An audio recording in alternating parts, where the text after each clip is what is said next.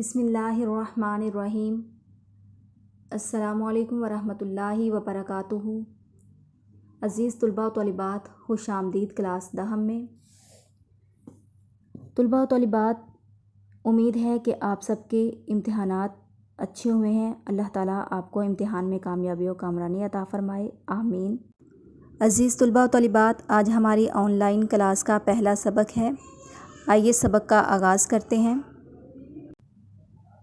عزیز طلباء و طالبات، کلاس دہم اسلامیات کا سلیبس آپ کا سورہ احزاب سے شروع ہو رہا ہے۔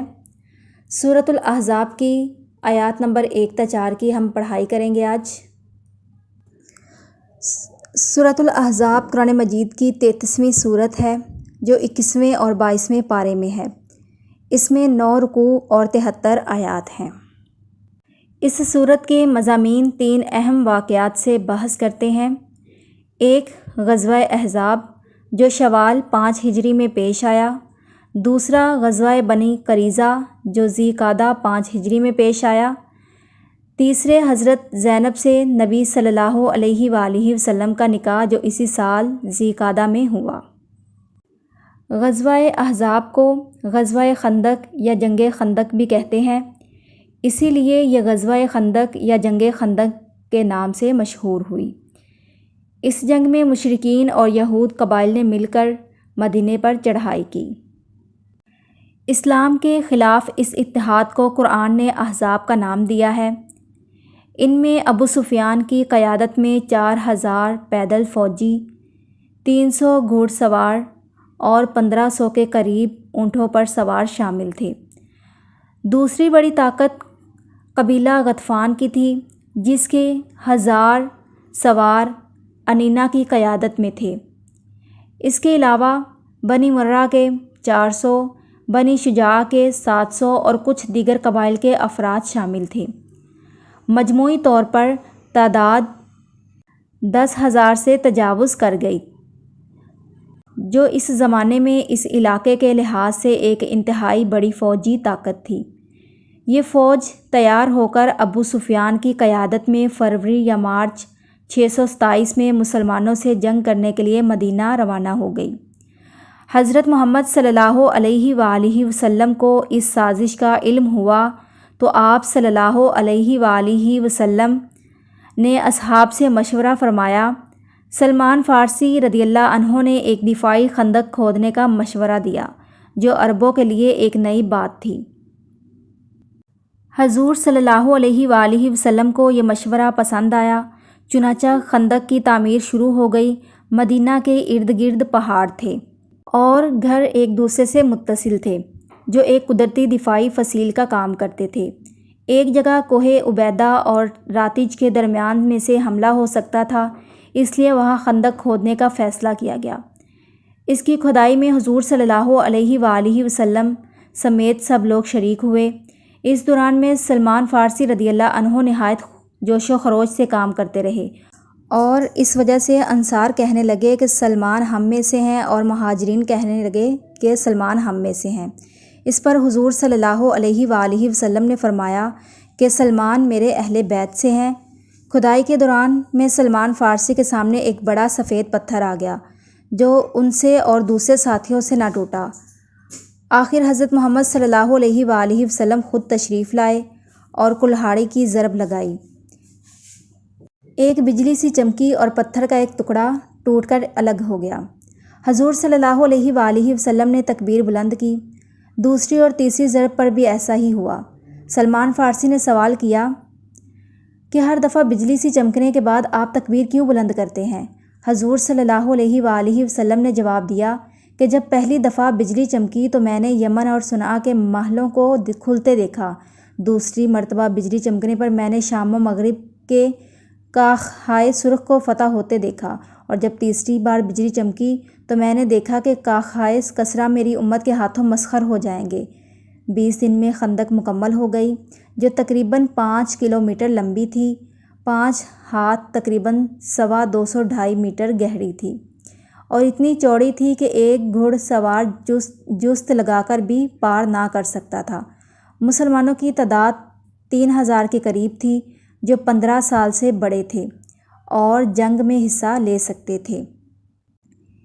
نتائج: اس جنگ میں مسلمانوں کے 6 افراد شہید ہوئے، مشرکین کے 8 سے زیادہ افراد ہلاک ہوئے۔ مالی نقصان بہت شدید تھا۔ یہ مسلمانوں کی شاندار فتح تھی جس میں خندق کھودنے کی تدبیر بڑی کام آئی۔ مشرکین بہت دیر تک اس جنگ کے اثرات سے سنبھل نہ سکے۔ اس جنگ کے بارے میں سورہ احزاب میں آیات 9 سے 25 نازل ہوئیں۔ عزیز طلباء و طالبات، اب ہم سورہ احزاب کی آیات نمبر 1 تا 4 کی پڑھائی کریں گے۔ آئیے پڑھائی شروع کرتے ہیں۔ بسم اللہ الرحمن الرحیم، اللہ کے نام سے شروع جو بڑا مہربان اور نہایت رحم فرمانے والا ہے۔ یا ایھا النبی، اے پیغمبر صلی اللہ علیہ وآلہ وسلم، اتقی، ڈرتے رہنا، اللہ، اللہ سے، واو اور لا، نہ، تطیعی، اطاعت کرنا، الکافرین، کافروں کی، والمنافقین، اور منافقوں کی۔ یا ایھا النبی اتق اللہ ولا تطع الکافرین والمنافقین، اے پیغمبر صلی اللہ علیہ وآلہ وسلم، خدا سے ڈرتے رہنا اور کافروں اور منافقوں کا کہا نہ ماننا۔ انا، بے شک، اللہ، اللہ، کانا، ہے، علیماً، جاننے والا، حکیمہ، اور حکمت والا۔ ان اللہ کان علیماً حکیما، بے شک خدا جاننے والا اور حکمت والا ہے۔ واتبع، اور پیروی کرو، ما، اس کی جو، یوحیٰ، وحی کی جاتی ہے، الیک، آپ پر، من ربک، تمہارے رب کی طرف سے۔ انا، بے شک، اللہ، اللہ، کانا، ہے، بما، اس سے جو، تعملون، تم کرتے ہو، خبیرہ، باخبر یا خبردار۔ واتبع ما یوحیٰ الیک من ربک، ان اللہ کان بما تعملون خبیرا، اور جو کتاب تم کو تمہارے رب کی طرف سے وحی کی جاتی ہے اسی کی پیروی کیے جانا، بے شک خدا تمہارے سب عملوں سے خبردار ہے۔ واو اور توکل، بھروسہ رکھنا، علی اللہ، اللہ پر، علی کا پر ترجمہ یہاں پہ، اور اللہ، اللہ۔ وکفیٰ، اور کافی ہے، باللہ، اللہ ہی، وکیلا، کارساز۔ وتوکل علی اللہ، وکفیٰ باللہ وکیلا، اور خدا پر بھروسہ رکھنا اور خدا ہی کارساز کافی ہے۔ ما جعل، نہیں بنائے، اللہ، اللہ نے، لرجل، کسی شخص کے لیے، لام کے نیچے زیر ہے تو اس کا ترجمہ یہاں پہ کے لیے آئے گا، من قلبین، دو دل، فی، میں، جوفی، ہی، پہلو میں، اس کے پہلو مطلب کس کے، انسان کے پہلو، سینے میں۔ ما جعل اللہ لرجل من قلبین فی جوفی، خدا نے کسی آدمی کے پہلو میں 2 دل نہیں بنائے۔ وما جعل، اور نہیں بنایا، ازواجکم اللائی، تمہاری عورتوں کو، تظاہرون، کہہ بیٹھتے ہو، منہن، ان میں سے، امہاتکم، تمہاری مائیں۔ وما جعل ازواجکم اللائی تظاہرون منہن امہاتکم، اور نہ تمہاری عورتوں کو جن کو تم ماں کہہ بیٹھتے ہو تمہاری ماں بنایا۔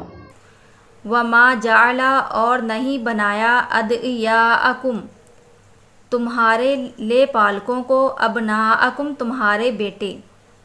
وما جعل ادعیاءکم ابناءکم، اور نہ تمہارے لے پالکوں کو تمہارے بیٹے بنایا۔ ذالکم، یہ، قولکم، سب باتیں، بافواہکم، تمہارے منہ کی ہیں۔ ذالکم قولکم بافواہکم، یہ سب تمہارے منہ کی باتیں ہیں۔ واللہ، اور اللہ، یقول، فرماتا ہے، الحق، سچ، وہو، اور وہ، یہدی، ہدایت دیتا ہے السبیل راستہ پر، واللہ یقول الحق وہو یہدی السبیل، اور خدا تو سچی بات فرماتا ہے اور وہی سیدھا راستہ دکھاتا ہے۔